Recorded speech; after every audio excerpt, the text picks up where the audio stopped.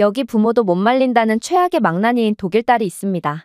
그리고 그녀는 예절 교육을 위해 강제로 한국으로 보내지게 되었고 1년 뒤 다시 나타난 그녀는 자신의 부모님 앞에서 충격적인 행동으로 모두를 경악시켰다고 하는데요. 그렇다면 한국으로 갔던 그녀가 대체 어떻게 변해버렸던 것일까요? 안녕하세요. 저는 독일 출신의 마르크라고 합니다. 최근 사이에 저는 정말 인생이 밑바닥으로 곤두박질 쳤다가 다시금 정상 궤도로 복귀하는 그야말로 엄청난 인생의 굴곡을 겪게 되었는데요. 그리고 완전히 곤두박질 쳤던 저희 가족의 삶이 다시 정상 혹은 그 이상으로 돌아올 수 있었던 가장 큰 이유는 바로 한국이기에 저는 아직도 한국에 대한 감사와 존경을 느끼고 있는 중입니다. 일단 이러한 문제의 중심에는 딸 카타리나가 있습니다. 저는 공구 사업을 크게 하는 중이고 사업은 꽤나 잘 풀렸지만 그만큼 제 개인적인 시간이 없었기에 저는 딸을 제대로 교육시키지 못했거든요. 그래서 풍족하긴 했지만 가정교육을 제대로 못 받고 자란 딸은 완전히 망나니로 전락해버렸죠. 카타리나는 워낙 귀하게 자란 탓에 돈을 마치 휴지 조각쯤으로 여기고 함부로 사용했고 질 나쁜 친구들과 어울리며 여러 민폐 행동과 남에게 피해를 주기를 반복했거든요. 제가 이제 막 성인이 된 카타리나에게 이제는 정신 좀 차리고 공부를 하거나 더 나은 인생을 위해 뭔가를 해보라고 조언했음에도 그녀는 그저 어차피 자신은 제 유산을 물려받으면 그만인데 도대체 자신이 왜 직업을 가져야 하냐며 어이없는 반응을 보이기 일쑤였고 듣기 싫은 말을 하기라도 하면 한 달 이상 가출을 해버리는 딸이었기에 저는 카타리나에게 도저히 싫은 말을 할 수가 없었습니다. 그렇게 딸의 막장 생활이 이어지자 저는 결단을 내리게 되었습니다. 바로 딸을 한국인 영수 아저씨께 강제로 보내버리는 거였죠. 사실 영수 아저씨는 제 아버지가 광산관리자로 근무하셨을 때 한국에서 파견 왔던 파독광부였는데요. 그런데 영수 아저씨를 비롯한 한국인 노동자들은 매우 성실하고 모범적이었기에 그들은 비록 외국인 노동자 신분이었음에도 수많은 독일 관리자들에게 존경을 받았다고 했습니다. 아버지 또한 늘 한국에 있는 가족을 위해 헌신하고 모범을 보이는 영수 아저씨께 깊은 영감을 받았고 그렇게 광산 일을 하던 시절부터 지금까지 계속해서 연락을 이어오고 있다고 했죠. 아버지께서는 제가 어렸을 때부터 늘 인생은 한국인들처럼 살아야 한다고 말씀하시며 한국인들처럼 국가와 가족을 위해 헌신하고 늘 성실하고 모범적으로 인생을 산다면 언젠가는 그러한 근면성실에 대한 보답을 받는다고 강조하셨는데요. 물론 저는 딸에 대한 교육을 실패했긴 했지만 이러한 모범국가 한국이라면 제 딸을 어떻게든 사람을 만들어줄 거라고 생각했고 그렇게 영수 아저씨께 연락을 하게 되었습니다. 영수 아저씨는 파견 종료 후 한국에서 기술자로 일하시다가 지금은 나이가 드셔서 인력사무소를 차린 뒤 아직까지 성실하게 근무를 하고 계시다고 했는데요. 영수 아저씨는 나이가 드셨음에도 아직도 매우 정정하시다고 했고 아무래도 저희 아버지는 현재 힘이 없어서 걷기조차 버거워하시는 것을 고려해본다면 한국인은 무척이나 강한 민족인 것 같아 보였습니다. 아무튼 그렇게 연락을 받으신 영수 아저씨는 제가 지불하겠다는 수고비 명목의 돈도 전부 거절한 채 한국에서 유대감이란 절대적인 개념이고 친구의 아들이 부탁하는데 무슨 돈을 받냐며 만약 카타리나가 한국에 온다면 딸은 굳이 자신이 교육하지 않아도 저절로 한국인들의 모습을 본받게 될 거라는 놀라운 말을 건네셨는데요. 저는 영수 아저씨가 고령의 나이임에도 아직까지 독일어를 일부 기억하고 있다는 점에 깜짝 놀랐고 어느 정도의 영어까지 구사한다는 점에 충격을 받기도 했습니다. 아무래도 한국인들은 제가 생각했던 것 이상으로 우수한 민족이라는 생각이 들었고 이런 한국이라면 이미 교육의 때가 한참이나 지난 카타리나라도 한국에서 제대로 된 교육을 받을 수 있을 거라는 기대가 들었거든요. 당연히 카타리나는 한국행을 거절할 게 뻔했으므로 저는 그녀에게 한국으로의 여행을 가자는 거짓말을 하며 억지로 한국으로 데려가게 되었죠. 사실 비행기 안에서 저는 이게 정말 맞는 건가 하는 의구심을 지울 수가 없기도 했습니다. 저는 한국에 대해 아버지께 말로만 들었지 한국에 대해 아는 것은 그다지 많지가 않았거든요. 어쩌면 한국은 범죄가 일상화된 매우 위험한 국가일 수도 있을 테고 만약 그런 국가라면 여자, 게다가 외국인인 카타리나의 한국행은 분명 독이 될 것이 분명하겠죠. 그러나 저는 한국에 도착하자마자 경악을 금치 못할 장면을 목격하고 그대로 입을 다물게 되었는데요. 왜냐하면 저희는 분명 늦은 밤에 한국에 도착했음에도 한국은 말도 안 될 정도로 안전한 모습을 자랑하고 있었기 때문입니다. 분명 독일에서는 해가 짐과 동시에 공원과 골목길 같은 폐쇄적인 공간을 중심으로 범죄 행위가 일어나기 시작하는데요. 새벽에 동이 트기 시작하면 이러한 골목길과 공원, 심지어 길가 대로변에도 정체불명의 주사기들이 흩날리고 있으니 밤이 된 독일의 주인은 분명 일반적인 사람들이 아니고 범죄자들에게 소유권을 빼앗겼다고 봐도 과언이 아닐 것입니다. 그러나 한국은 그런 독일과는 차원이 달랐습니다. 분명 이렇게나 늦은 시간이라면 각종 범죄가 만연한 우범지대의 모습을 보여주고 있어야 정상이지만 한국의 밤길은 그러한 위험의 징후가 전혀 보이지 않았거든요. 주사기가 널브러져 있고 정체불명의 연기로 시야 확보조차 힘들 정도여야 될 밤공원은 웬 초등학생들과 여러 가족들이 다양한 건전한 활동을 하며 하루를 마무리하고 있었고 금방이라도 범죄 행위가 일어나야 정상인 으슥한 골목길은 책가방을 맨 여자아이들조차 아무런 위험을 느끼지 못한 채 이어폰까지 꼽으며 안전하게 길을 통과하고 있었죠. 알고 보니 한국은 세계에서 가장 치안이 좋은 국가로 정평이 나 있을 뿐더러 이러한 최고의 치안에 더해 한국의 거리, 공원, 공공장소를 따라 300m마다 밝게 빛나는 비상 전화국이 설치되어 있어 누구나 즉시 지역 경찰과 연락을 할 수 있도록 인프라를 구축해 놨다고 했는데요. 전화는 고도의 GPS 추적 및 AI 조정 배포 덕분에 평균 응답 시간이 2분 미만인 즉각적인 지원 파견을 조치할 수 있고 한국의 이러한 높은 수준의 치안력은 안 그래도 손에 꼽힐 정도로 낮은 한국의 범죄율을 아예 일말의 범죄의 가능성조차 없게끔 하고 있다고 했죠. 그야말로 한국은 제 딸을 믿고 맡겨도 아무런 문제가 없을 최적의 국가였다는 것입니다. 물론 한국은 이미 AI 기술 분야에서 세계 최고의 자리를 차지했다는 것도 한국의 안전을 더욱 강화하고 있었는데요. 일일이 인력을 투입해서 치안을 강화하는 다른 국가들과는 달리 한국은 인력 대신 AI가 치안을 보장하는 공공안전 인프라를 구축해둔 상태였거든요. 한국의 CCTV는 얼굴 인식 및 행동 분석 기능이 탑재되어 있고 AI는 이러한 분석 기능을 통해 범죄의 징후를 사전에 포착한 뒤 그대로 의심되는 상황을 경찰 당국에 알림으로 보내주고 있다고 했습니다. 이 말인즉슨 한국은 24시간 사각지대 없이 모든 곳에서 사람보다 정교한 CCTV가 상황을 지켜보고 있다는 말이고 이런 한국에서 범죄를 저지르는 건 아예 불가능하다는 것을 뜻했죠. 또한 한국은 인력이 투입되기 어려운 외딴 지역이나 복잡한 지역의 경우 긴급 드론을 통한 수색을 지원하고 있으므로 더욱 빠른 조치를 취할 수 있다고 했는데요. 그야말로 카타리나가 한국에 간다는 것은 독일보다 훨씬 안전한 천국과도 같은 곳으로 가는 것과 다름없다는 말이었고 제가 걱정할 것은 아무것도 없다고 할 수 있었습니다. 그렇게 저는 영수 아저씨의 집에 도착하게 됩니다. 사실 저는 영수 아저씨를 처음 만난 상태였는데요. 그러나 영수 아저씨는 처음 보는 저를 마치 친아들처럼 대해주시며 엄청난 환대를 베풀어 주시더군요. 일단 음식부터가 그랬습니다. 사실 개인주의 문화에 찌들어 있는 독일은 아무리 손님이 집에 찾아온다고 해도 통 음식을 내오지 않는데요. 그저 선심 쓰듯 기본적인 커피나 음료수 몇 잔 내오는 게 다죠. 그러나 저와 한국인 영수 아저씨는 처음 보는 사이였음에도 그저 제가 자신의 친구의 아들이고 카타리나는 친구의 손녀라는 이유만으로 상다리가 부러질 정도로 많은 음식을 차려주신 상태였습니다. 그중 가장 기억에 남는 요리는 단연 양념갈비였죠.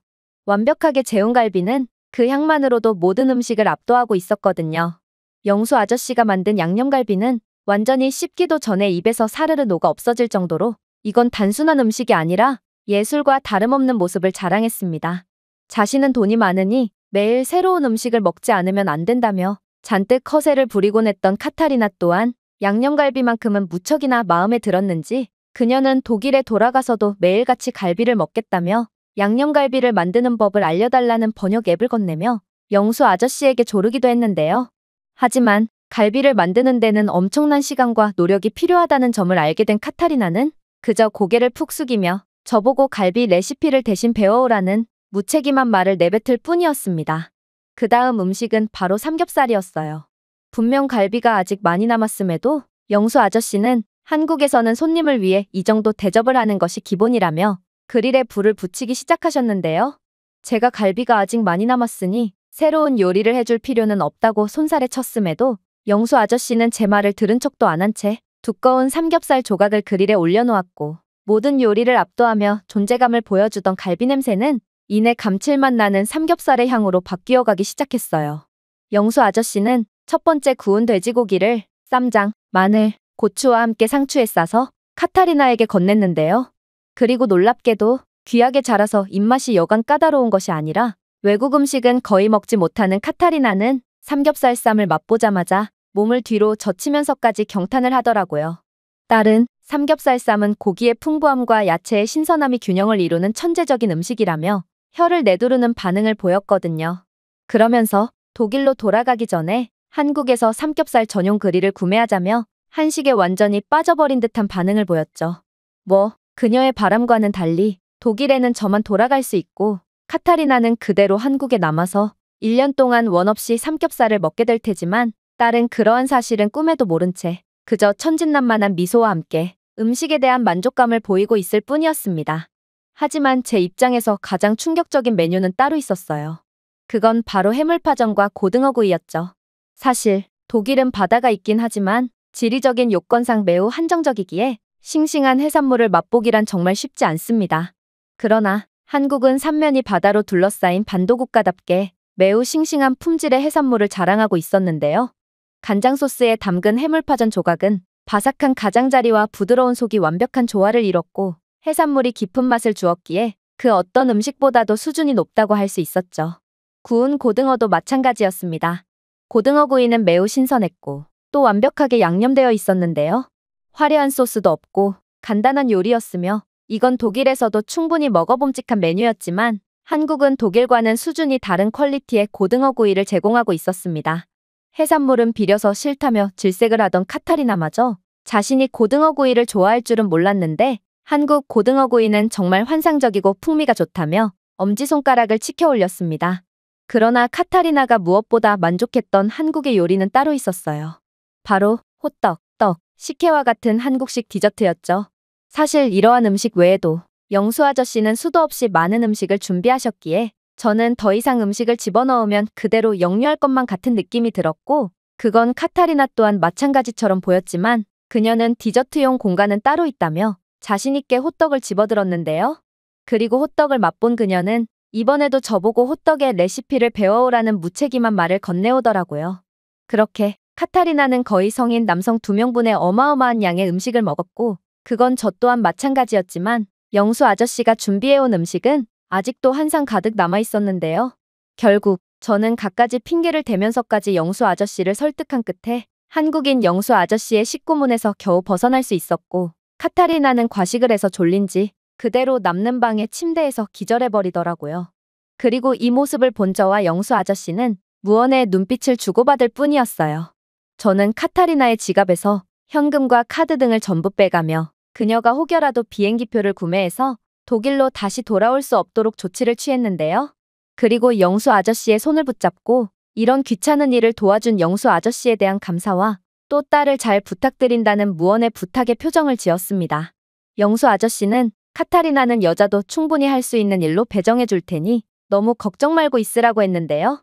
여자도 식당 주방 일이나 설거지 등의 일은 충분히 할 수 있다며 이건 매우 힘들지만 의지만 있으면 누구든 할 수 있는 일이라고 했어요. 저는 손에 물 한 방울 묻혀본 적 없던 카타리나가 그러한 의지가 있을지는 잘 모르겠지만 아무튼 저는 한국이 아니라면 그녀의 안 좋은 버릇들은 절대로 고칠 수 없을 거라고 확신했기에 그렇게 눈물을 머금고 한국 공항으로 되돌아가 독일행 비행기에 탑승하게 됩니다.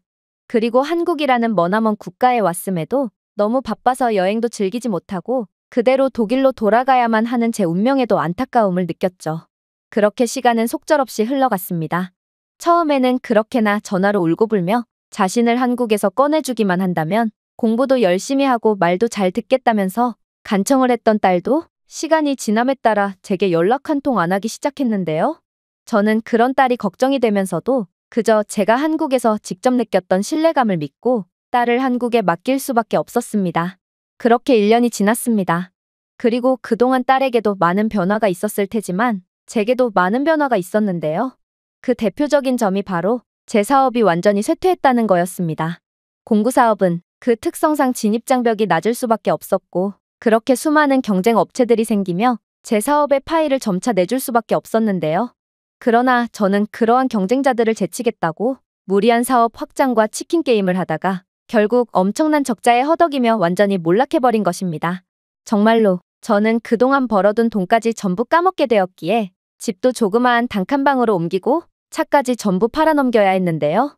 아무래도 그렇게나 허영심 많던 딸이었기에 이런 제 몰락한 모습을 보면 엄청난 실망을 할 게 분명했고, 저는 그렇게 패배자가 된 것 같은 기분으로 친구에게 빌린 차를 몰고 딸을 맞이하러 공항으로 갔습니다. 그런데 그렇게 도착한 공항에서 딸은 제게 충격적인 행동을 하는 거 아니겠어요? 딸은 저를 보자마자 절을 하며 저를 반갑게 맞이해줬거든요. 분명 제 빌린 허름한 차량과 가난한 행색을 보았음에도 카타리나는 그런 건 안중에도 없다는 듯 더러운 바닥에 무릎까지 꿇는 이상행동을 보이더라고요. 이게 도대체 무슨 상황이란 말인가? 저는 순간적으로 이건 제 딸이 아니고 영수 아저씨가 딸과 비슷한 사람을 대신 보낸 것은 아닐까 하는 황당한 의심까지 했을 정도로 이건 도저히 예상치도 못한 모습이었습니다. 그도 그럴 것이 그녀는 한국으로 가기 이전에는 그 누구에게도 인사를 하지 않는 오만함을 보였거든요. 그녀는 심지어 이웃 할머니나 학교 선생님께도 절대로 인사하지 않았고 가끔 제 친구들이 집에 놀러와도 그저 휴대폰만을 만지작댈 뿐 고개조차 들지 않았죠. 그런데 그런 망나니였던 카타리나가 도대체 한국에서 무슨 일을 겪었길래 이렇게나 180도 변해버렸다는 말인가? 저는 너무나도 황당한 나머지 딸에게 대체 한국에서 무슨 일이 있었냐며 걱정스럽게 물어봤는데요. 그러자 카타리나는 충격적인 답변을 해오는 거 아니겠어요? 맞아요. 저는 독일에서 진정으로 존경심을 느낀 적 따위는 없어요. 그래서 존경이라는 개념조차 몰랐죠. 하지만 한국의 어르신들은 제게 존경심이란 어떤 감정인지를 몸소 가르쳐 주셨죠. 영수 할아버지만 해도 그래요. 할아버지는 매우 연로하셨음에도 항상 열심히 일하셨고 그건 모든 한국인 중장년층들이 마찬가지였거든요. 이들은 나이가 들었음에도 새벽 시간과 휴일 등을 가리지 않고 늘 가족을 위해 최선을 다해 일했거든요. 그동안 한심한 인생을 살아왔던 저는 이런 한국인들을 존경하지 않을 수가 없었고 이러한 존경심을 직접 느낀 저는 어른들에 대한 예의가 저절로 생기게 된 거예요. 이럴 수가, 한국은 정말로 친부모인 저조차도 해내지 못했던 일을 완벽하게 해내버린 것입니다. 물론 카타리나는 한국에서 물질적인 것보다 내면이 발전하는 것이 더욱 중요하다는 사실을 깨우쳤는지 이전과는 다른 허름한 집을 보고도 전혀 실망하는 기색이 없었는데요. 그저 이 힘든 상황에 아빠 혼자 고생이 많았다며 저를 꼭 껴안아줄 뿐이었어요. 그리고 저는 이러한 완전히 철이 들어버린 딸의 모습에 간신히 눈물을 참을 뿐이었습니다. 하지만 가장 놀라웠던 점은 따로 있었어요. 카타리나는 도대체 어디서 배웠는지 제게 계속해서 놀라운 예절을 보여주기 시작했거든요. 제가 물 한 잔을 따라주어도 카타리나는 늘 감사하다는 말을 하며 고맙다는 말을 달고 살았고 심지어 제가 물건을 주면 두 손으로 공손하게 받기까지 하는 등 정말 웬만한 예의 바른 사람들을 훨씬 상회하는 극한의 예의 바른 모습을 보여주었거든요. 한국에 가기 이전에 그녀는 어떠한 상황이 있어도 절대로 고맙다는 말을 하지 않는 시건방진 모습을 보여줬기에 저는 어쩌면 딸이 한국에서 예의 없는 행동을 하다가 누군가에게 물리적인 교육을 받고 저절로 예의가 주입된 걸 수도 있겠다는 생각을 안 할 수가 없었는데요. 그래서 저는 카타리나에게 혹시 누군가에게 맡기라도 한 거냐며 진지하게 질문을 건네봤습니다. 그러자 딸은 박장대소를 하더니 이내 놀라운 대답을 해오기 시작하더군요. 한국인들은 절대로 폭력을 행사하지 않아요. 이들은 툭하면 주먹부터 나가는 독일 멍청이들과는 차원이 다른 사람들이라고요. 다만 저는 한국에서 너무나도 많은 호의를 받았고 결국 고마움이라는 건 어떤 감정인지를 완전히 깨닫게 되었거든요. 독일에서는 거금의 용돈으로 뭐든 쉽게 해결했던 저였지만 한국에서 저는 돈 한 푼 없는 빈털터리일 뿐이잖아요. 그런데 한국인들은 그런저라도 늘 사랑해주고 친절을 베풀어줬죠. 영수 할아버지만 해도 저희가 처음 할아버지 댁에 도착했을 때 주셨던 엄청난 양의 식사 대접을 매일같이 제공해 주셨어요. 할아버지는 친구의 손녀는 곧 자신의 손녀라며 저를 친손녀처럼 대해주었고 정말로 제게 매일같이 식사를 차려주는 데만 몇 시간씩을 사용하셨어요. 처음에는 이러한 호의를 당연하게만 받아들였던 저지만 이제는 그러한 한국인들의 호의는 당연한 것이 아닌 것을 이해하게 되었고 결국 저도 감사라는 것을 할 줄 아는 인간이 될 수 있었던 거예요. 이건 정말 놀라웠어요. 한국인들은 정말로 딸에게 어떠한 잔소리도 하지 않고도 그저 딸이 스스로 문제점을 느낄 수 있게 하고 스스로 성찰하며 진정한 인간으로 발전시킨 거거든요. 이건 제가 실패했던 부분이었기에 진정한 부모로서의 역할을 수행해준 한국에 매우 감사할 뿐이었습니다. 하지만 딸의 변화 중 그 무엇보다도 놀라웠던 점은 따로 있었어요. 그건 바로 청결에 대한 부분이었는데요. 늘 자신의 방안을 돼지우리처럼 만들며 더러운 옷과 쓰레기들을 그대로 방치해두는 그야말로 청소라는 것 자체를 해본 적도 어떻게 하는지도 몰랐던 카타리나는 이제는 되려 제게 청소 좀 하라며 구박을 하고 있는 상황이거든요. 사실 저는 매우 깨끗한 편이었는데요. 3일에 한 번 샤워해 일주일에 한 번 세탁을 할 정도면 독일에서는 상위 1% 정도의 청결 수준이라고 볼 수 있거든요. 그러나 한국에서 완전히 변해버린 카타리나에겐 그런 저도 시원치 않던 모양이었습니다. 아빠, 제발 청소 좀 하고 살아요. 도대체 설거짓거리는 왜 자꾸만 모아두는 거예요? 그리고 분리수거는 왜 안 하는 거예요? 아빠 같은 사람 때문에 지구온난화가 가속되고 있는 거라고요. 또 세탁물은 몇 주나 모아두는 거고 샤워는 대체 언제 할 거죠? 제발 기본적인 청결은 좀 지키자고요. 그녀의 말에 저는 믿을 수가 없다는 표정으로 당신은 대체 누구고 내 딸은 어디에 있는 거지? 빨리 바른 대로 말하지 못해라며 얼빠진 반응만을 보일 뿐이었는데요. 오히려 몇 주에 한 번 머리를 감는 건 그녀였지만 한국에 갔다 온 카타리나는 완전히 새 사람으로 바뀐 채 돌아온 셈이었거든요. 그러자 카타리나는 이번에도 박장대소를 하며 예전에 자신은 잊어달라고 말해오더라고요. 한국인들은 상상 이상으로 깨끗했고 저는 한국인들과 어울리기 위해 깨끗하게 지낼 수밖에 없었어요. 정말로 제가 독일에서 있던 대로 더럽게 지냈다면 저는 한국에서 따돌림을 당할 것 같았다니까요. 물론 착한 한국인들이 정말로 따돌림을 시키지는 않았을 테지만 말이에요. 일단 한국인들은 식사 직후에 곧바로 설거지를 하곤 했는데 요즘 제가 설거지를 도맡아서 하는 것도 이러한 한국에서의 경험이 몸에 배어서인 거예요. 또한 한국인들은 하루에 한 번 샤워는 기본이고 2번 하는 사람들도 있었을 뿐더러 양치는 무조건 하루에 3번씩 하더라고요. 당연히 청소는 거의 습관처럼 굳어졌죠.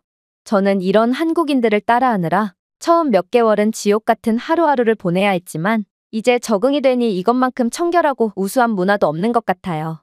정말로 모든 독일인들은 한국인들의 반이라도 본받아야 한다니까요. 더러움이라면 둘째가라면 서러울 그녀의 입에서 이런 말이 나올 줄이야. 저는 한국은 정말로 불가능도 가능케 하는 기적의 국가가 맞구나 싶었습니다.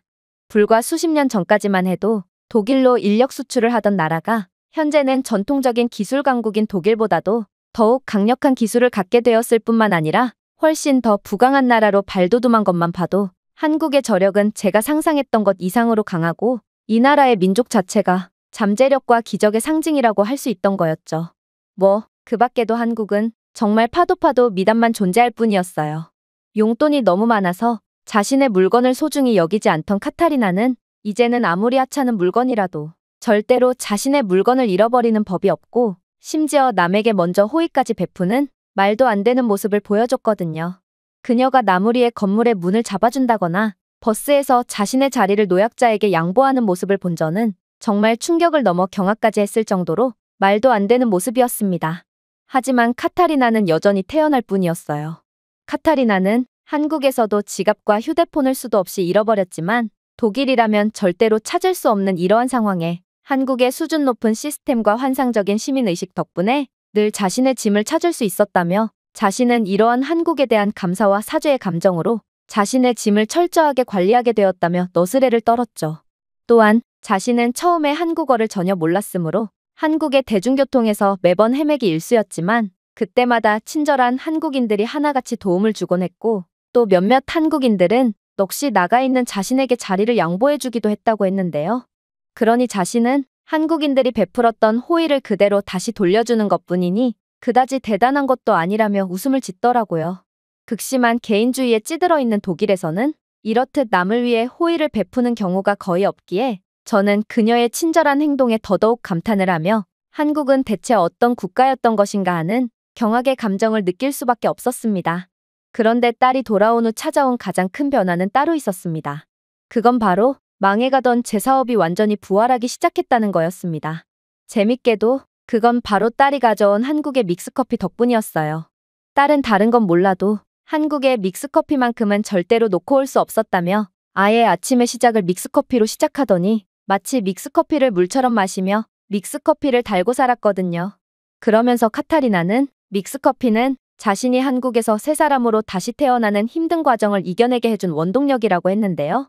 한국에서 딸은 주로 여자가 할 수 있는 일인 식당 주방일에 자주 동원되었다고 했습니다. 그리고 힘든 주방일과 설거지 등을 마친 뒤에는 늘 한국인 동료나 아주머니들과 함께 얼음을 넣은 시원한 믹스커피를 마셨다고 했죠. 그리고 일 중간중간에 휴식 시간이나 식사를 마친 직후에는 따뜻한 믹스커피를 마심으로써 체력을 충전했다고 했고, 아무래도 한국인들이 그렇게나 지치지 않는 강철 체력을 보여줄 수 있었던 것도 전부 이러한 믹스커피 덕분인 것 같다는 말까지 건네더라고요. 실제로 그렇게 맛본 믹스커피는 정말 환상적이었습니다. 제가 믹스커피의 첫 모금을 마셨을 때 달콤하고 크리미한 커피향이 방의 따뜻함과 편안함을 선사했는데요. 이건 유럽에서 익숙한 쓴 커피보다 훨씬 맛있고 중독성이 강했고, 심지어 커피의 카페인 효과 때문인지 일에 지쳤을 때마다 믹스커피를 한 잔씩 하면 그러한 피로가 거짓말같이 풀리곤 했습니다.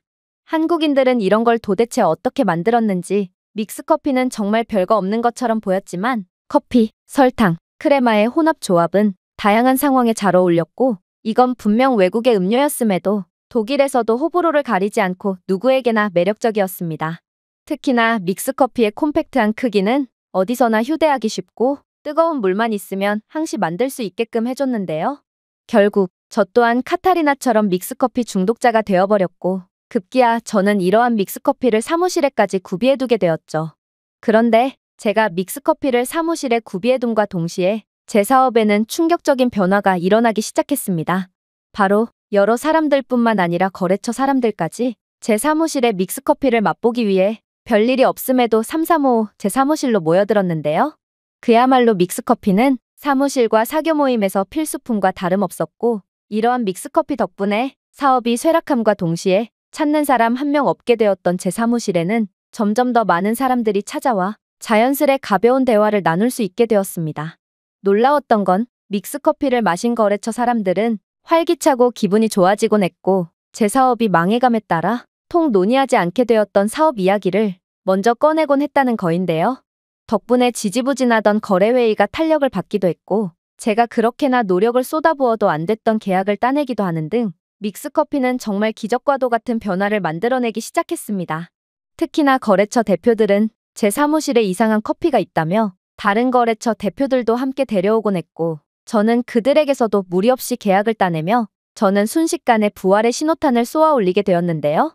심지어 믹스커피를 제공했음에도 거래가 잘 안 풀리는 날에는 미리 구해놓은 믹스커피 박스를 뇌물로 바치며 저는 그야말로 커피 외교를 벌이곤 했고, 이러한 뜻밖의 선물을 받은 그들은 마치 돈다발을 뇌물로 바친 것보다 더욱 만족하는 반응을 보이며 계약을 긍정적으로 검토하곤 했습니다. 저는 이러한 놀라운 상황에 저는 그동안 제품을 더욱 완벽하게 만들고 계약사항의 유불리를 따지는데 너무 집중하느라 비즈니스의 인간적인 면을 잊어버렸었다는 사실을 인지하게 되었는데요. 저의 이러한 차갑고 계산적인 면모에 계약을 위해 모였던 거래처 사람들마저 전부 떠나가는 참사를 초래했던 거였죠. 그러나 한국의 믹스커피는 다른 사람들로 하여금 제가 사람들과 소통하고 경험에 관심이 많다는 것을 보여주는데 큰 도움이 되어주었던 거였고, 이건 제가 지금까지 사용해본 것 중 가장 간단하면서도 가장 효과적인 비즈니스 도구인 셈이었습니다. 믹스커피 그 자체가 제 성공을 이끌어준 것이 아닌, 한국은 사업에 집중하기보다 따뜻한 대화를 나누며 인간적인 교감을 한다면 더욱 이익이 극대화된다는 것을 가르쳐준 것이죠. 결국 다시금 기회를 찾고 성공적인 사업체를 이끌게 된 저는 딸에게 이건 전부 믹스커피 덕분이라며 호들갑을 떨었는데요. 그러자 카타리나는 그저 미소를 지으면서 한국인들은 역시나 천재였다면서 한국인들은 이런 전략을 이미 알고 사용하고 있는 중이고, 실제로 한국 사무실에 가보면 죄다 믹스커피를 구비해두고 있고 사무실에 방문하는 사람들에게 한 잔씩 내오고 있다며 너스레를 떨더라고요. 아무래도 한국은 이러한 믹스커피를 사업을 위해 계산적으로 구비해둔 것이 아닌 사람과 인간관계를 워낙 좋아하는 한국인들이기에 더욱 따뜻한 소통을 하기 위해 구비해둔 거였고, 이러한 한국인들의 정겨운 마음씨는 본의 아니게 환상적인 사업 전략으로 통했던 게 아닐까 싶은데요. 아니면 한국인들은 남을 위하는 따뜻한 배려심과 인간관계를 소중히 하는 마음은 오히려 계산적인 태도보다 더욱 많은 이익을 가져다 준다는 것을 그 누구보다 빨리 깨달은 천재일 수도 있고 말입니다. 정답이 뭐든 간에 한국인들은 분명 배울 점 많은 사람들이고 저희 가족에게 기적을 가져다 준 존경스러운 사람들이라는 것은 변함이 없습니다. 제가 준비해온 내용은 여기까지입니다. 끝까지 시청해주셔서 진심으로 감사드리며 여러분들의 구독과 좋아요, 알림 설정은 영상 제작에 큰 힘이 됩니다. 이상 세모튜브였습니다. 여기 한국 음식은 근본이 없고 이런 나라로 요리를 배우러 가는 건 시간 낭비일 뿐이라고 주장하는 프랑스 주방장이 있습니다. 하지만 그녀는 우연히 한국으로 떠나게 되었고 근본이라는 게 전혀 없다던 한국 식당에 들어가자마자 큰 충격을 받고 그 자리에 털썩 주저앉고 마는데요. 그렇다면 그녀가 한국에서 대체 어떤 경험을 했던 것일까요? 안녕하세요. 저는 프랑스 출신의 다니엘라라고 합니다. 저는 현재 프랑스에서 주방장으로 활약하고 있고 3대째 가업으로 내려오는 레스토랑의 주방장 자리를 이제 막 물려받은 상태인데요. 하지만 최고의 명문 요리학교를 졸업하고 이제 막 꿈을 펼치려고 하는 저였지만 솔직히 그다지 기쁜 마음은 들지 않았습니다.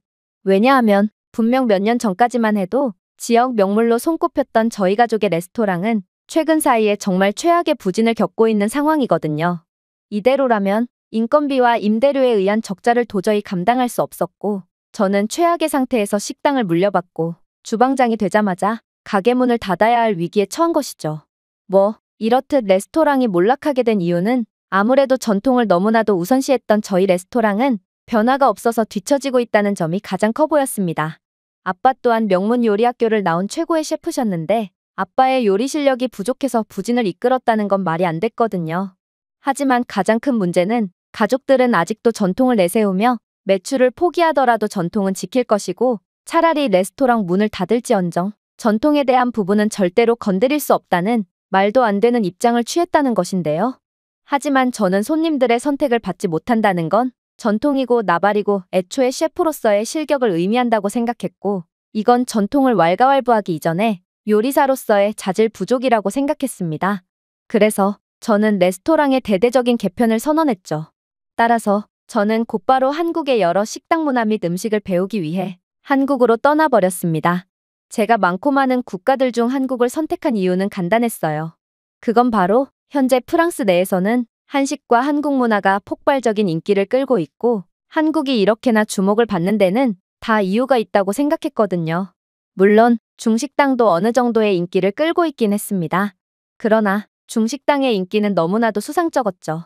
전문 요리사인 제가 보기에 중식의 기름지고 자극적인 맛은 형편없는 식재료 상태를 숨기려고 고의적으로 만든 것이 티가 났고 또 이들은 식사의 질을 올리는 것이 아닌 도대체 이게 어떻게 가능한 건지 의문이 갈 정도로 말도 안 되게 저렴한 음식값으로 승부를 보는 것 같았거든요. 또 음식 조사를 위해 중식당을 방문할 때마다 배탈이 나는 것을 보니 저는 중식당은 뭔가 꿍꿍이가 있다는 것을 확신했고 그렇게 저는 중국 대신 한국으로 떠나게 된 것입니다. 물론 아빠를 비롯한 가족들은 한국행을 극구 반대하더군요. 아무래도 저희 집은 매우 보수적인 집안이다 보니 한국 같은 요리 불모지에 가는 것은 용납이 안 된다며 만약 제가 한국으로 간다면 그 즉시 주방장 자리에서 해고해버리겠다며 엄포를 놓았는데요. 그러나 저는 손님 자체가 없어서 당장 망해도 이상하지 않을 레스토랑에서 해고를 당하면 제게는 오히려 희소식이고 저를 데려가려는 고급 레스토랑은 지금도 한참이나 줄을 선 상태라고 응수하며 가족들의 입을 완전히 다물게 만들 뿐이었습니다. 아무튼 그렇게 저는 한국에 도착하게 되었죠. 그리고 저는 한국에 도착하자마자 생각지도 못한 충격적인 경험을 하게 되고 그 즉시 얼이 빠져버리고 말았습니다. 일단 제가 한국에 도착했을 때는 비가 상당히 많이 내리고 있었는데요. 그러나 저는 우산을 가져오지 않은 상태였고 프랑스에서는 비가 아무리 많이 와도 우산을 잘 사용하지 않기에 저는 아무런 불편 없이 비를 맞으며 이동했어요. 그런데 그렇게 제가 어떤 잘 정돈된 건물 하나를 지날 때 웬 한국인 한 명이 건물에서 뛰쳐나와 제게 깜짝 놀랄 만한 말을 해오는 거 아니겠어요? 이렇게나 많은 비가 내리고 있는데 우산이 없으신 건가요? 그러다 건강이 나빠질 수도 있다고요. 다행히도 이곳은 주민센터고 한국의 주민센터에서는 무료로 우산을 대여해주고 있으니 우산을 대여해 가세요. 일단 저는 한국에서 처음 대화를 하게 된 한국인이 이렇게나 유창한 영어를 구사할 수 있다는 점에 화들짝 놀라고 말았습니다. 프랑스는 언어 구조상 영어를 배우기가 꽤나 쉬운 환경임에도 영어를 할 수 있는 인구는 극히 드문 게 현실이거든요. 그러나 동아시아 쪽의 언어가 모국어인 사람들은 문법 등의 언어 구조상 영어를 배우기가 매우 힘들다고 했음에도 어떻게 이렇게나 유창한 영어를 구사할 수 있는지 아무래도 한국인들은 매우 교육을 잘 받은 선진국 시민들이 분명해 보였습니다. 하지만 저는 아무튼 이 우산을 대여할 수 없었습니다. 저는 한국의 영주권이나 기타 보증을 할 만한 것들이 전혀 없었는데 우산을 대여하려면 보증이 될 만한 뭔가를 맡겨야 할 게 분명했거든요. 그런데 그렇게 머뭇거리는 제게 이 한국인 여성은 더욱 충격적인 이야기를 해오는 거 아니겠어요? 보증은 필요 없어요. 그냥 이 우산을 가져갔다가 잘 사용하고 다시 반납하면 되거든요. 아니, 어떻게 이러한 우산 대여 시스템을 어떠한 보증도 없이 운영할 수가 있단 말인가? 프랑스에서 우산을 잘 사용하지 않는 이유는 젖은 우산을 놓을 곳이 없기 때문인 이유도 있는데요. 우산을 말리기 위해 잠시 바닥에 뒀다간 틀림없이 다른 사람이 그냥 가져가 버리기 때문입니다. 당연히 프랑스에서는 이러한 우산 대여 시스템이 운영될 수가 없는 게 프랑스인들은 보증을 맡기고도 우산을 전부 훔쳐가 버릴 게 분명하거든요. 그런데 어떻게 한국에서는 보증을 맡기지 않아도 됨에도 우산이 멀쩡하게 유지될 수 있는 건지 저는 이러한 황당한 시스템에 혀를 내두르며 이 한국인 여성에게 이건 말이 안 된다며 따지듯 큰 소리를 내고 말았습니다. 그러나 한국인 여성은 너무나도 여유만만일 뿐이었어요.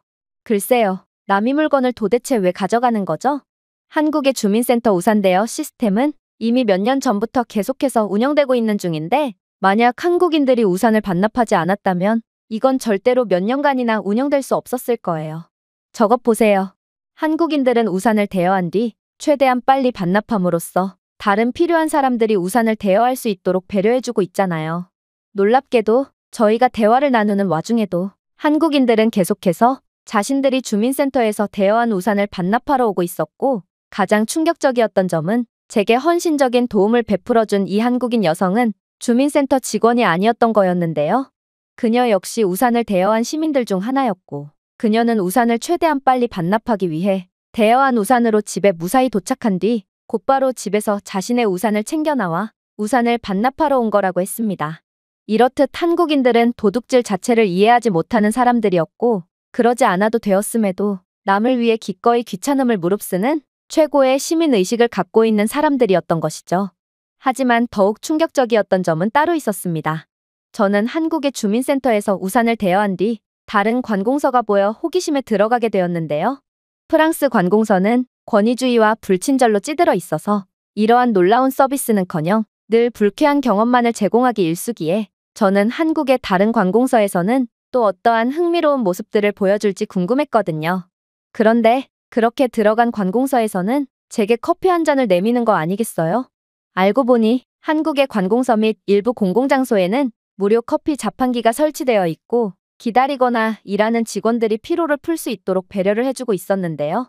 이건 한국이 다른 사람들의 편안함을 얼마나 중요하게 생각하는지를 보여주는 매우 세심하고도 배려심 깊은 아이디어였습니다. 실제로 이러한 천재적인 커피 자판기 서비스 덕분인지 아니면 한국인들의 시민의식이 워낙 뛰어난 덕분인지 관공서에서 기다리는 한국인들은 일체의 소음 없이 조용히 대기를 하고 있었으며 이건 새치기와 고성이 난무하는 프랑스의 관공서 분위기와는 수준 자체가 다른 모습이었어요. 프랑스에서는 아무리 자판기에서 제공되는 커피더라도 저렴해봤자 한 잔에 1,500원 이상의 가격을 받고 있는 게 현실이며 관공서에서 마저 대기 인원들에게 돈을 뽑아먹기 위해 전부 돈을 받고 커피를 판매하고 있거든요. 하지만 한국은 다른 사람들을 배려해주기 위해 이러한 커피를 무료로 제공해주고 있다니 하나를 보면 열을 알 수 있다고. 저는 오직 한국에서만 볼 수 있는 이러한 배려심 깊은 시스템을 보고 그저 감탄만 연발할 뿐이었습니다. 그리고 아무래도 한국은 정말로 저희 레스토랑을 되살려줄 수 있는 놀라운 국가라는 직감이 들었고 그렇게 저는 한국의 한 고깃집에 입장하게 되었습니다. 사실 저는 고깃집에 들어가기 전에 약간의 긴장감이 들기도 했어요. 왜냐하면 제가 레스토랑을 살리기 위한 아이디어를 구상하기 위해 프랑스 내의 중식당을 돌아다닐 때 분명 중국인 식당 관계자들은 한국인들은 아직도 개고기를 먹는 야만적인 사람들이고 한국인들은 돼지고기나 소고기를 개고기로 속여서 판매한다며 제게 겁을 줬거든요. 한국인들은 남의 애완견이나 들개들을 몰래 잡아서 식용으로 판매하고 있고 이에 대한 어떠한 죄책감도 가지지 않는 사람들이라며 날선 비난을 이어갔죠. 저는 경험상 중국인들의 말은 반만 믿고 반은 흘려들어야 한다는 것을 잘 알고 있었기에 그들의 말을 그다지 귀담아 듣지 않았지만 아무튼 미식의 국가인 프랑스에서 명문 요리학교까지 졸업한 저로서는 개고기를 먹는다는 것은 절대로 용납할 수가 없었기에 그렇게 긴장을 한 채 고깃집에 입장하게 된 것입니다. 하지만 그렇게 고깃집에 입장을 함과 동시에 저는 심각한 문제에 직면하고 말았습니다. 왜냐하면 저는 번역 앱을 사용하며 이곳에서 판매하는 고기들이 개고기냐는 질문을 먼저 건네야 했음에도 제 휴대폰의 배터리는 다 다른 상태였기에 그러한 번역 앱을 도저히 이용할 수가 없었거든요. 그런데 그렇게 예상치도 못한 상황에 당황을 하고 있는 제게 한국인 직원은 충격적인 반응을 보이기 시작하더군요. 그는 유창한 영어를 구사하며 제가 원하던 말을 해오기 시작했거든요. 혹시 스마트폰 배터리가 다 다른 건가요? 테이블 밑에 무선 휴대폰 충전 패드가 있으니 충전 패드를 이용하시기 바랍니다. 아울러 이곳 식당은 무료 와이파이까지 제공되므로 원하실 경우 사용하시면 됩니다.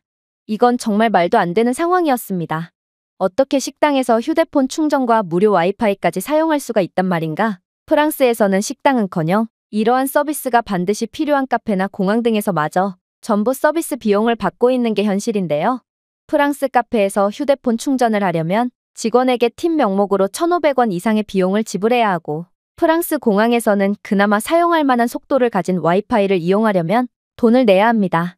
그러나 한국은 식당에서 마저 놀라운 무료 서비스를 제공하고 있다니 저는 한국에 알면 알수록 배려심 깊은 서비스에 감탄을 할 따름이었습니다. 물론 그렇게 영어를 통해 대화한 결과 역시나 중국인들의 주장은 전부 거짓말이라는 것이 밝혀졌는데요. 저는 신뢰를 무릅쓰고 이곳 식당에서 개고기를 사용하는 거냐고 물었지만 한국인 식당 직원은 곧바로 놀라운 답변을 해왔거든요. 한국에서 개고기를 먹는 사람들은 한국에서 체류하고 있는 중국인들밖에 없어요. 그러니 중국인 밀집 구역에 있는 식당이 아니라면 한국에서 개고기는 전혀 구할 수가 없죠. 애초에 한국에서 개고기는 불법이 된 지 오래고 한국인들은 개고기를 먹고 싶어도 먹을 수 없게 되었거든요. 그리고 당신은 한국에서 들깨를 본 적이 있나요? 한국에서는 들깨나 방치된 유기견을 거의 볼 수가 없으므로 애초에 당신의 주장은 말이 안 되는 것입니다. 저는 제 무례에 대해 연신 사과했으나 한국인 직원은 그저 친절한 미소를 지으며 종종 중국인들에게 속아 이러한 황당한 질문을 건네는 외국인들을 겪곤 한다며 이제라도 제대로 된 사실을 알아서 다행이라는 말을 건넬 뿐이더라고요. 하지만 이러한 한국인 직원의 겉으로 친절한 태도와는 달리 그는 제 무례를 전혀 용서하지 않았는지 제게 충격적인 대우를 하기 시작했는데요. 그는 제게 웬 흙탕물을 가져오더니 이런 더러운 물이나 먹으라는 듯 제 컵에 흙탕물을 따라주기까지 했거든요. 저는 그의 행동에 이건 무례한 손님은 받지 않겠다는 무언의 표시라는 것을 확신했습니다. 프랑스에서도 이러한 우회적인 신호를 통해 드레스 코드 등의 기본적인 규칙을 지키지 않거나 매너를 갖추지 않은 손님들을 쫓아내곤 하거든요. 결국 저는 울먹이며 잘 모르는 외국인이 질문 하나 한 걸로 흙탕물을 제공하는 건 너무 과하지 않냐며 제 일전의 무례를 재차 사과한다는 뜻을 밝힌 채 그 자리에서 일어나려고 했는데요. 하지만 한국인 직원은 그런 저를 무슨 뚱딴지 같은 소리를 하냐는 듯 쳐다보더니 이내 충격적인 대답을 해오는 거 아니겠어요? 흙탕물이라뇨? 이건 보리차라고 하는 한국의 전통차예요. 한국의 식당에서는 생수가 무료로 제공되곤 하고 저희 식당에서는 생수 대신 보리차가 제공되거든요. 아니, 생수가 무료로 제공되다니 이건 조그마한 생수 한 병에 5,000원의 가격이 책정되는 프랑스 식당과는 차원이 다른 서비스였는데요. 실제로 흙탕물인 줄 알았던 한국의 보리차는 매운맛이 좋았고 덕분에 저는 추가 비용 없이 고품질의 생수를 마시는 뜻밖의 경험을 할 수 있었습니다. 심지어 한국은 직원에게 일일이 주문을 할 필요도 없이 그저 테이블에 놓인 전자패드로 메뉴를 확인한 후 주문할 수 있게 되어 있었기에 저는 한국의 이러한 효율적인 시스템에 더더욱 만족을 할 수 있었습니다. 프랑스 직원들은 무척이나 게으르고 이들은 특별히 바쁜 상황도 아님에도 주문을 하려는 손님들을 10분 이상 방치하며 느리고 불쾌한 경험을 선사하거든요.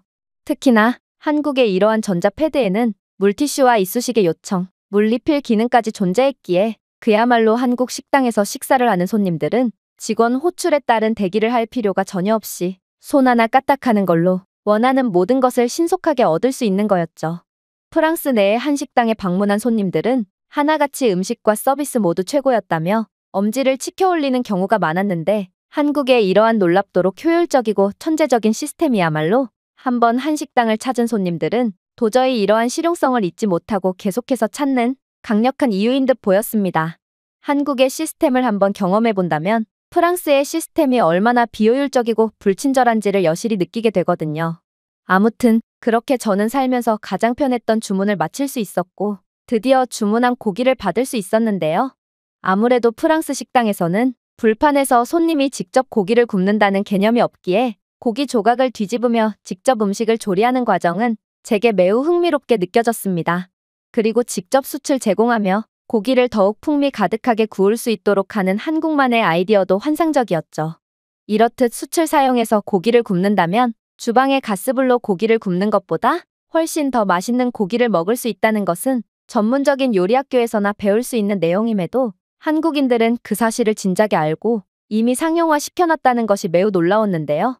아무래도 한국인들은 하나를 배우면 열을 깨닫는 똑똑한 사람들이기에 이러한 놀라운 아이디어를 너무나도 쉽게 생각해낼 수 있던 모양이었습니다. 물론 한국인들이 매우 똑똑한 사람들이라는 것을 알 수 있던 부분은 여기서 끝이 아니었어요. 이렇듯 손님이 직접 고기를 구워 먹는 시스템의 경우 필연적으로 연기가 식당 내부에 가득 차게 되는 것이 당연하지만 한국의 고기 식당에서는 그러한 연기를 일절 볼 수가 없어서 왜 그런가 싶었더니 한국의 바비큐 레스토랑에는 연기와 음식 냄새를 즉시 제거하기 위해 테이블 위에 통풍구가 내장된 연기 흡수 시스템을 갖추고 있기 때문이었거든요. 사실 프랑스에서 모든 고기는 주방에서 직접 조리한 채 내오는 이유도 바로 이러한 통풍 시스템을 갖출 생각을 전혀 못하고 있기 때문인데요. 그러나 프랑스는 주방에도 한국과 같은 환상적인 환기장치는 구비하지 못하고 있기에 손님들은 이러한 연기가 몸에 전부 배어버리는 참사를 피할 수가 없습니다. 하지만 한국은 놀라운 아이디어를 통해 식당 내부의 공기를 깨끗하게 유지하고 손님의 옷과 머리카락에 고기 냄새가 배지 않도록 하고 있었죠. 저는 한국인들의 이러한 천재적인 아이디어에 큰 영감을 얻었고 이들이 개업한 식당이 이역만리 떨어져 있는 낯선 타지에서도 성공하는 건 다 이유가 있다는 생각을 안 할 수가 없었습니다. 하지만 한국 식당의 가장 충격적이었던 점은 따로 있었죠. 바로 저는 분명 고기 하나만 주문했음에도 불구하고 한국의 식당은 상다리가 부러지도록 무료 반찬을 제공했을 뿐더러 이를 넘어 손님들이 부족한 반찬을 더 가져다 먹을 수 있도록 반찬 리필 스테이션까지 갖추고 있었기 때문이었는데요. 저는 김치, 콩나물, 시금치 무침, 계란찜, 어묵볶음, 김치전 등 푸짐한 무료 반찬을 제공받을 수 있었지만 프랑스에서 이러한 주문하지 않은 음식들을 건드릴 경우 전부 돈을 내야 하기에 그저 경계하며 이건 제가 주문한 음식들이 아니라는 입장을 밝히게 되었습니다. 그러나 한국인 직원은 이건 한국의 모든 식당에서 제공되는 무료 반찬이며 반찬이 더 필요한 경우 식당 한편에 놓인 셀프 리필 바에서 얼마든지 가져다 먹을 수 있다는 놀라운 정보까지 건네오는 거 아니겠어요? 사실 이러한 셀프 리필 시스템은 이상적으로 보자면 매우 효율성이 높은 시스템입니다. 고객이 원하는 만큼 즐길 수 있도록 하면서도 직원을 호출해야 하는 데서 발생하는 대기 시간을 줄여줄 뿐더러 음식물 쓰레기를 최소화하면서 필요한 것만 가져갈 수 있기 때문에 지속 가능한 식사를 장려하거든요. 특히나 불친절하고 게으른 직원들을 보유한 프랑스 식당에 도입된다면 이보다 더 좋은 시스템도 없을 정도로 무한 리필 스테이션 시스템은 가히 혁명처럼 보이기도 했죠. 그러나 저는 프랑스에 이러한 무한 리필 시스템을 도입한다면 시민의식이 처참할 정도로 낮고 이기적인 프랑스인들은 전부 이러한 반찬들을 몰래 담아갈 것이 분명하다는 생각을 하게 되었고 이건 한국처럼 배려심 깊고 높은 시민의식 수준을 가진 국가에서나 도입될 수 있는 시스템임을 인지하고 그저 현타를 느낀 채 한숨을 쉴 뿐이었습니다. 하지만 저는 이러한 한국의 자국의 상황에 맞는 천재적이고 실용적인 시스템은 분명 제 레스토랑에도 어느 정도 응용할 수 있을 거라고 생각했고 한국이야말로 제 레스토랑을 살려줄 열쇠이자 구원자임을 직감하게 되었습니다. 정말로 한국의 시스템은 구시대적이고 늙어버린 유럽을 완전히 계몽시킬 천재적인 시스템이라고 봐도 무방했거든요. 그러나 제가 직접 느낀 유럽, 특히 프랑스에서 한식당의 엄청난 인기를 끌게 된 가장 결정적인 이유는 따로 있었습니다. 바로 한국인 직원은 제게 삼겹살을 주문하면 된장찌개를 무료로 제공하는데 이 찌개는 외국인들이 먹기 힘들 수도 있다며 외국인들의 입맛에 맞게 변형된 된장찌개를 원하냐고 물어왔기 때문입니다. 이건 정말 말도 안 되는 상황이었어요. 손님을 위해 맞춤형으로 음식을 제공하다니 이 정도의 배려심은 유럽의 그 어떤 국가들의 음식점에서도 찾아볼 수 없을 거라고 확신합니다. 사실 프랑스나 이탈리아 같은 음식에 대한 자부심이 하늘을 찌르는 국가들의 경우 요리사들의 권위의식이 상당히 높은데요. 물론 자국의 음식이 최고라는 자부심은 좋지만 문제는 이들은 고객들에게 불편을 주면서까지 불필요한 허세를 부린다는 것입니다.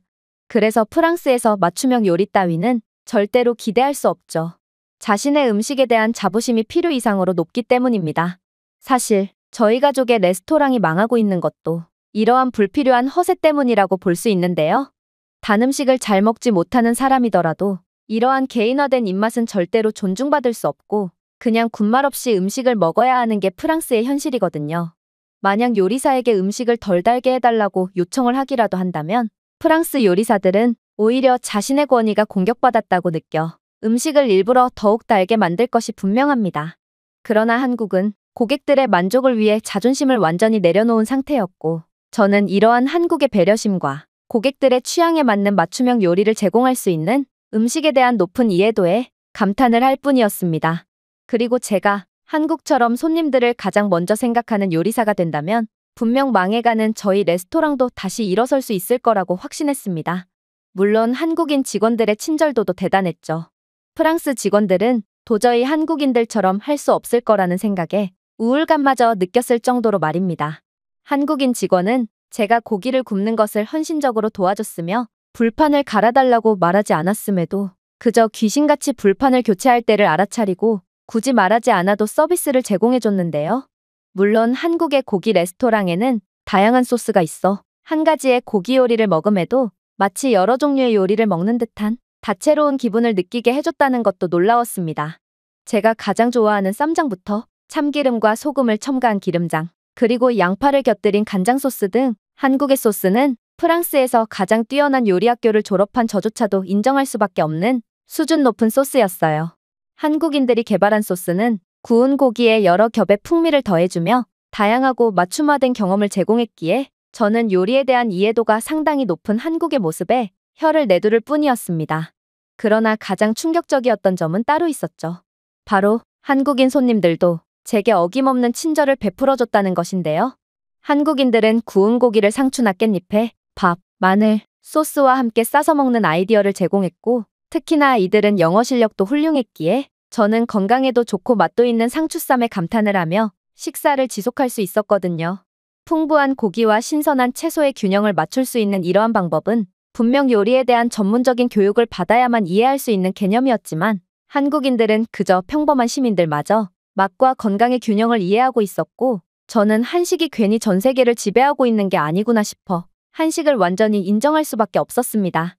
사실 저는 한국 식당의 시스템을 배우러 온 거였지만 한식은 제 생각보다도 훨씬 우수하고 전문적인 음식이었고 저는 어쩌면 한식은 세계 최고라는 프랑스 요리보다도 더욱 우수할 수도 있겠다는 생각을 할 수밖에 없었는데요. 그만큼 한식은 하나의 요리에도 다양한 경험을 할 수 있는 최고의 풍미를 자랑하고 있었습니다.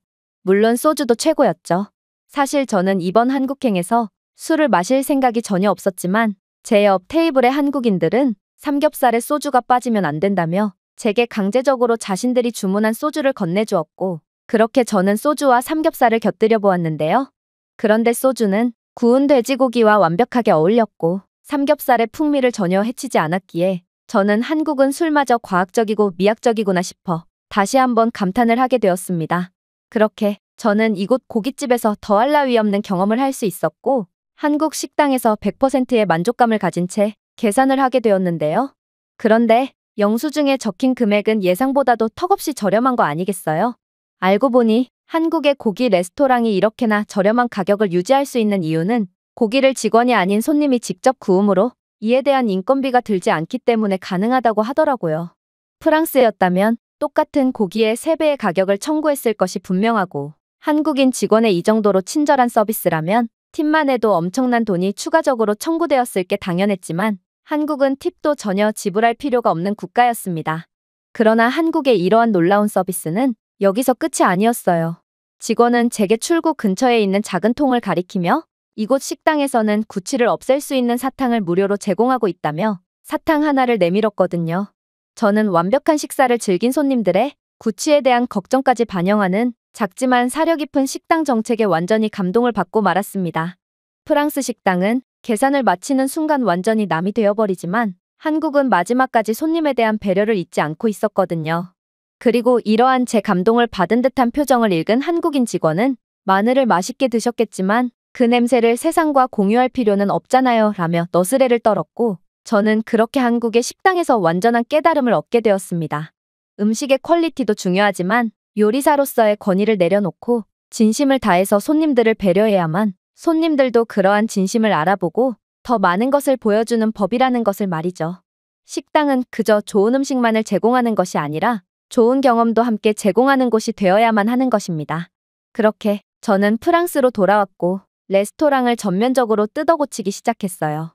일단 저는 일부 음식의 경우에 한해 셀프 서빙 스테이션을 만들어두는 등 한국의 무한리필 시스템을 일부 참조했는데요. 아쉽게도 프랑스인들은 한국인들처럼 높은 시민의식을 가진 사람들이 아니었기에 한국처럼 모든 음식들을 무한정 제공할 수는 없었지만 아무튼 저는 올리브 등을 무한리필로 제공하기로 했고 이는 서빙 직원에 대한 의존도를 낮춤으로써 인건비 하락으로 이어지게 되었습니다. 또한 고객들이 테이블에 머무는 시간이 길어지면서 와인 판매량이 증가하기 시작했는데요. 저는 이러한 좋은 실적을 이용해서 술과 곁들였을 때 좋은 궁합을 내는 음식들을 무한리필 명단에 추가함으로써 손님들이 무한리필 시스템으로 더욱 많은 술을 주문할 수 있도록 전략을 짰죠. 덕분에 레스토랑 실적은 계속 좋아졌고 손님들 또한 이러한 리필 스테이션 덕분에 고객으로서의 가치와 신뢰감을 느낄 수 있었다며 매우 만족하는 반응을 보였습니다. 그리고 저는 술 판매량이 늘자 한국의 시스템을 본떠서 주류에 한해 무한리필을 제공하는 메뉴를 만들었는데요. 다행히도 아무리 어디로 튈지 모르는 프랑스인들이더라도 프랑스에서는 공개된 장소에서 주정뱅이 같은 행동을 하는 사람들만큼은 사람 취급을 안 하는 문화가 있고 남에게 술에 취한 것을 티내는 순간 교육을 못 받은 사람 취급을 당하는데요. 이건 프랑스에서 유일하게 좋은 문화였고 이 문화 덕분에 프랑스인들은 술만큼은 절제하곤 했기에 제 주류 무한리필 메뉴는 불티나게 팔리면서도 별 문제 없이 큰 이익을 가져다 줄 수 있었습니다. 물론 한국의 직원 호출 버튼도 좋은 반응을 이끌었어요. 한국에서는 별도의 전자 태블릿이나 호출 버튼으로 직원을 부를 수 있고 저는 이러한 호출 버튼의 엄청나게 효율적인 면모를 빠르게 눈치챘는데요. 당연히 불친절하고 게으른 프랑스인 직원들은 이러한 호출 버튼을 받아들이려고 하지 않았기에 저는 이들을 전부 해고한 뒤 한국인 직원들을 고용하기 시작했습니다. 결과는 놀라웠어요. 안 그래도 불친절하고 느린 직원들의 서비스에 염증을 느끼고 있던 프랑스인들은 호출 버튼으로 쉽고 빠르게 자신이 원하는 바를 요구할 수 있는 한국식 시스템에 환호를 보냈거든요. 특히나 한국인 직원들은 몹시 성실하고 행동도 재빨랐기에 이는 매출 증가와 고객 만족도 증가로 이어졌습니다. 정말로 호출벨을 도입하고 한국인 직원들을 고용하니 한국인 직원은 프랑스 직원 3명 몫의 일을 했고 저는 이에 크게 만족하여 이들의 시급을 1.5배로 올려주기까지 했는데요. 물론 저는 1명 반의 비용으로 3명의 노동력을 사용하는 셈이므로 제가 더 이득을 본 셈이었습니다. 역시나 활용점정은 식후 구취사탕을 제공하는 거였어요. 이러한 세심한 배려 따위는 절대로 찾아볼 수 없는 개인주의에 찌든 프랑스였기에 프랑스인들은 처음에는 이러한 무료 서비스라는 개념 자체를 이해하지 못하는 눈치였는데요. 그러나 제 레스토랑에서 여러 배려와 신뢰를 얻은 손님들은 제 한국에서 그대로 가져온 시스템의 감동을 느끼기 시작했고 결국 이러한 한국식 호의의 감사를 느끼기 시작하더라고요. 결국 제 레스토랑을 찾는 손님들은 식후 입냄새에 대한 걱정도 할 필요가 없게 되었고 이는 재방문율 급상승으로 이어졌습니다. 그리고 이렇듯 전통의 악습을 죄다 버리고 어느 정도의 전통을 유지하되 한국의 좋은 점들을 도입한 저희 레스토랑은 전례 없는 전성기를 누리기 시작했죠. 처음에는 이건 근본이 없다며 독설을 퍼붓던 가족들도 제 호실적에 그저 입을 다문 채 고개를 푹 숙일 뿐이었는데요. 역시나 실적 앞에서는 전통이니 뭐니 하는 허세는 다 필요가 없던 거였습니다. 아, 그리고 저희 레스토랑 근처의 한식당은 계속해서 잘 나갔지만 중식당은 현재 죄다 망해버린 상태인데요. 알고 보니 중식당 주인들은 그렇게나 같은 중국인 동포들을 찾더니 턱도 없는 인건비로 같은 중국인들을 부려먹고 있었던 거였습니다. 그리고 중식당은 꼭 중국 납품업체만 썼는데 이들은 죄다 유통기한이 한참 지난 재료들을 헐값에 납품하고 있었다는 것이 밝혀졌는데요. 물론 주방 상태는 개판이었고 바퀴벌레 소굴인 상태인 것으로 밝혀졌죠. 이러니 중식당은 인건비도 안 나오는 말도 안 되는 가격 경쟁력을 보여줄 수 있었던 것입니다. 그리고 프랑스인들이 중식당을 찾았던 것은 음식이 맛있어서 그런 게 아니라 요즘 같은 고물가 시대에 음식값이 턱없이 저렴했기 때문이었죠.